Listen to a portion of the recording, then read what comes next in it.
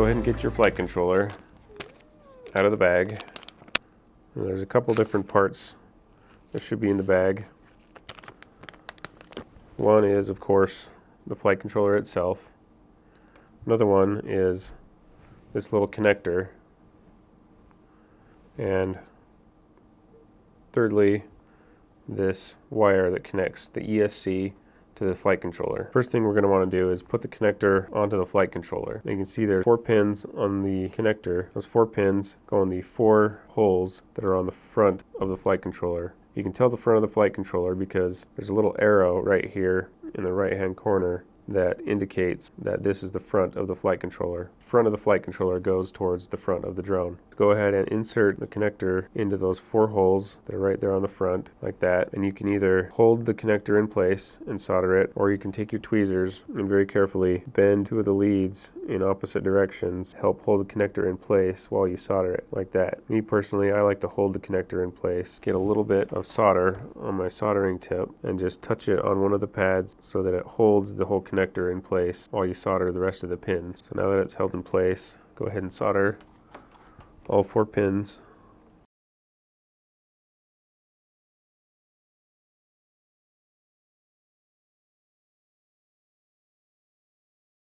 So it should look like this when you're done, with the connector right there at the front, nice and flush to the board, and all the pins soldered down nice and neat. Make sure you don't get any bridges or shorts in between these pins. This connector is what connects the video transmitter to the flight controller. So now that connector's on, you can go ahead and install this cable that connects the speed controller to the flight controller. Now you'll notice inside this connector you can see a bunch of different pins. Now we can go ahead and install this cable that connects the ESC to the flight controller. This cable is keyed, so it can only go in one way. So if it's not going in, don't force it. Try flipping it around if it's not going in the first time. So to do this, I usually get some tweezers, line up the connector on the ESC, and use the tweezers on either side to help guide it in, and then use your fingers and push it in until it's fully seated, just like that.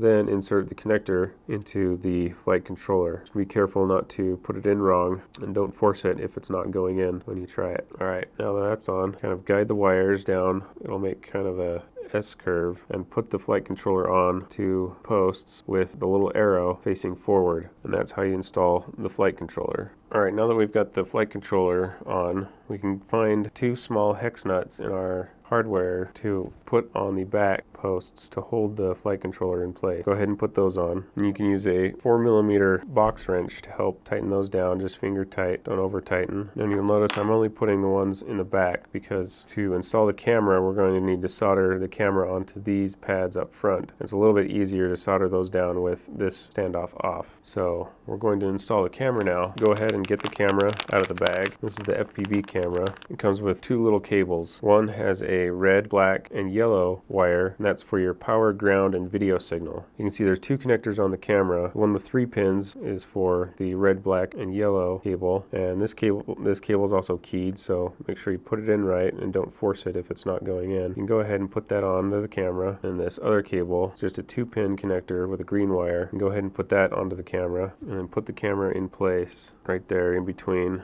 the camera mount. Now go ahead and tin these 4 pads up front with solder.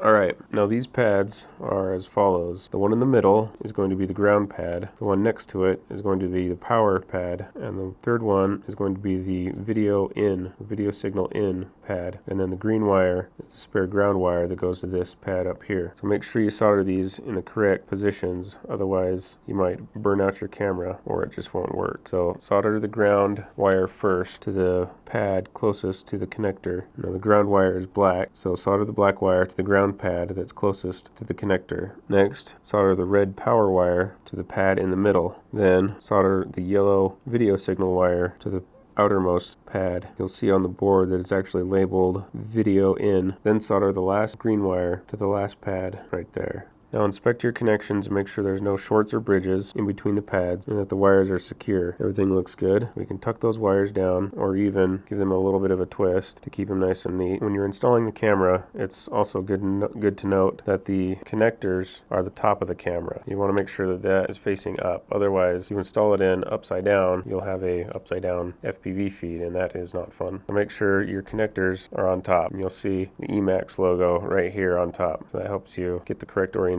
on the camera. Now locate these two hex nut standoffs. Now there will probably be a couple extras left in your hardware kit, and you'll notice that there's some that are smaller and some that are a little bit bigger. You want to get the biggest ones that you have left and place those on the two remaining posts that are at the front of the flight controller. Use your 4mm box wrench to help tighten those down. Finger tight and don't over tighten. Alright, now we're ready to install our receiver. To do this, we're going to start by tinning the 3 receiver pads. Now, the receiver pads are right here by the beeper on the flight controller. You can see one is labeled S-Bus and one is labeled 5 volts and the other one is labeled with a negative dash. So go ahead and tin those pads.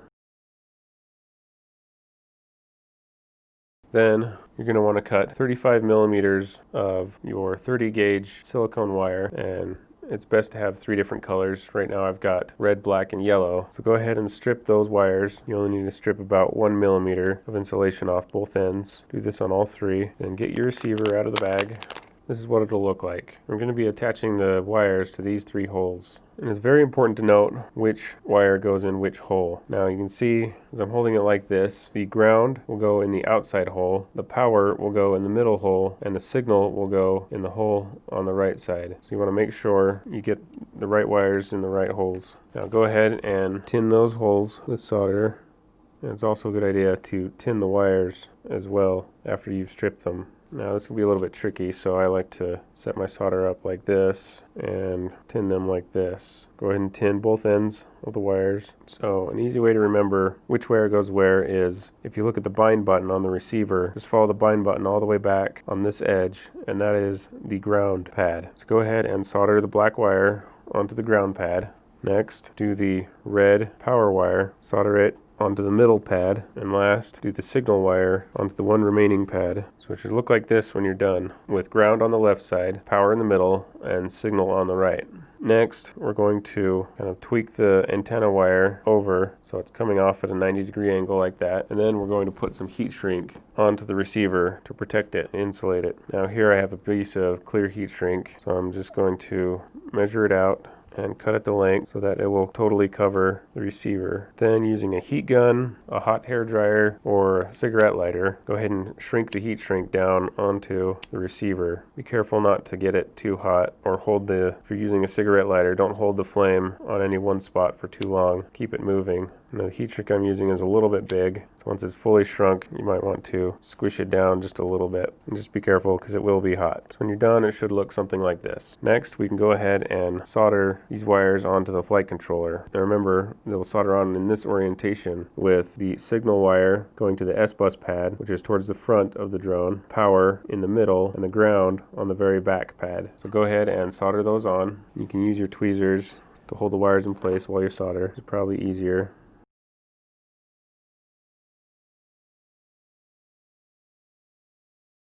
With those soldered on, go ahead and inspect your joints, your solder joints, and make sure that there is no bridges or shorts. That looks good. Alright, now before you stick down your receiver, it might be a good time to conformal coat your flight controller. Conformal coating it will help protect it from moisture or if your drone falls in water. So to conformal coat it, you get your conformal coating, take the flight controller off, start with the bottom, and it's important to note, you do not want to get conformal coating inside this connector right here. You want to keep the conformal coating out of any and all connectors or buttons. So gently brush on conformal coating and try to coat all the parts evenly.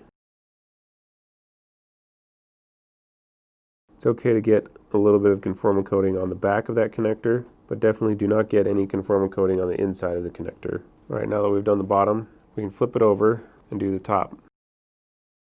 It's a good idea to conformal coat the top once you've installed the receiver and the camera. That way you can conformal coat the solder connections to help protect them against moisture as well. Now on the top, you want to be very careful not to get conformal coating inside this connector the USB connector, or the boot button right here. So try to avoid those three areas as much as possible. It's okay to get a little bit of conformal coating on the back of the USB connector, but definitely don't get any on the inside.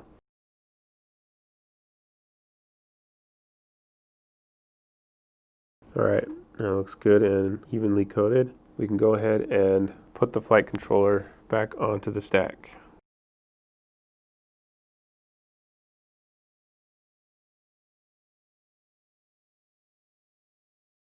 So I would let the conformal coating dry before sticking down your receiver. Give it about 15 to 20 minutes to dry.